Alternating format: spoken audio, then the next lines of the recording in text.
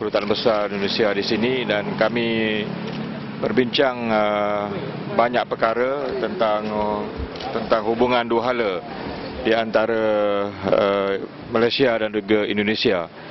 Dan PAS telah mengambil satu sikap bahawa kita cukup prihatin terhadap isu yang baru-baru ini berlaku di antara Malaysia dan Indonesia, khususnya yang melibatkan tentang keselamatan rakyat kita di Indonesia, khususnya pelajar-pelajar kita yang merasakan suasana tidak begitu kondusif dan rasa tidak selamat.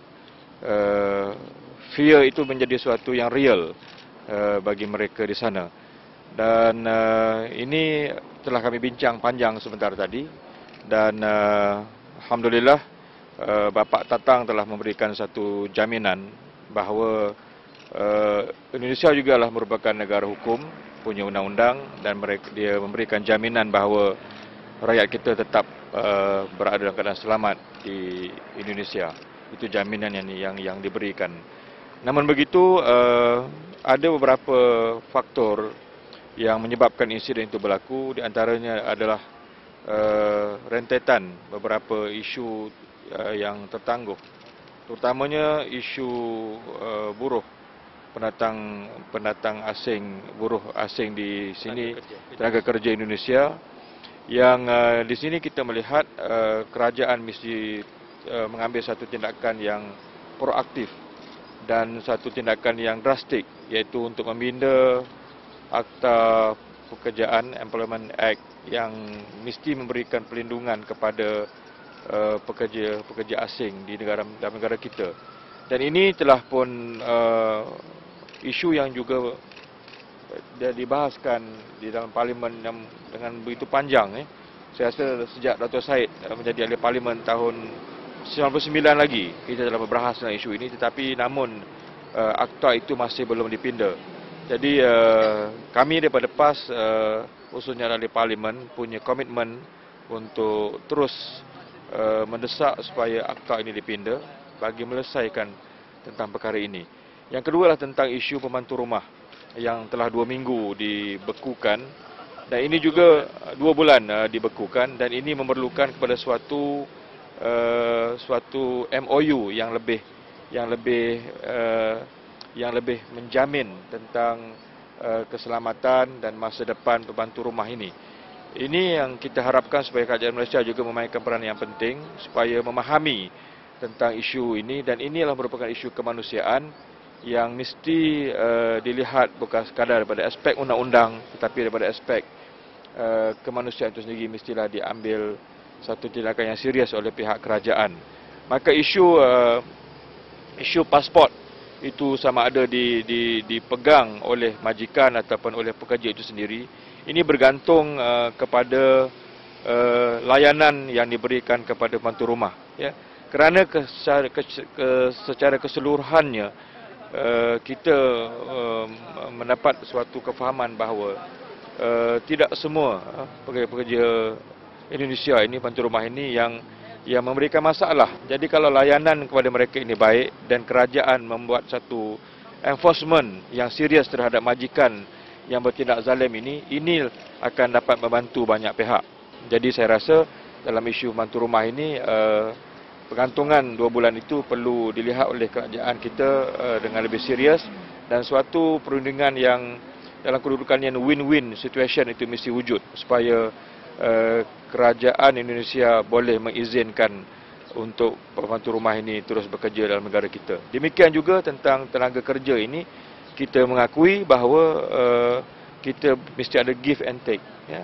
Kita memerlukan mereka dan mereka memerlukan kita.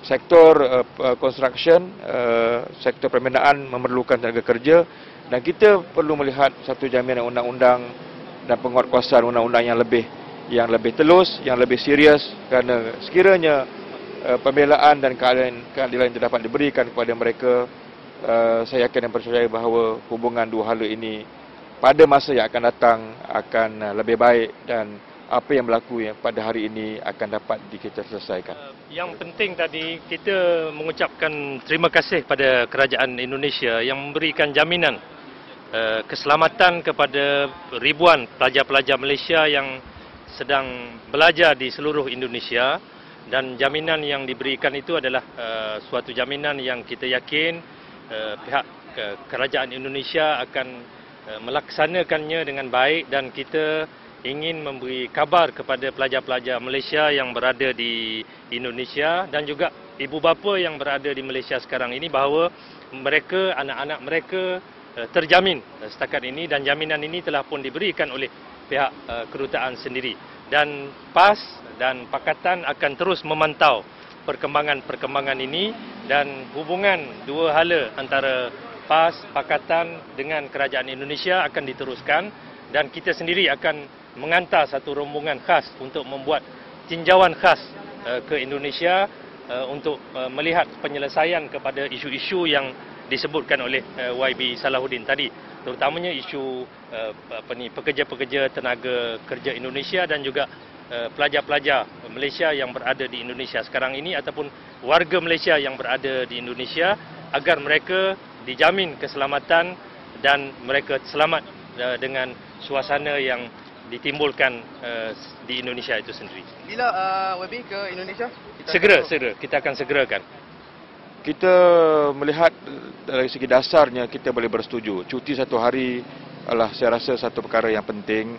Itu hak untuk setiap pekerja mendapat cuti, dan juga tentang pasport itu juga kita secara umum kita boleh bersetuju tentang ianya dipegang oleh individu, ya. Dan sekiranya majikan memberikan layanan yang baik, saya rasa majoritinya dan keseluruhannya pekerja juga akan membalas budi baik itu dengan mereka memberikan ketaatan mereka kepada majikan mereka.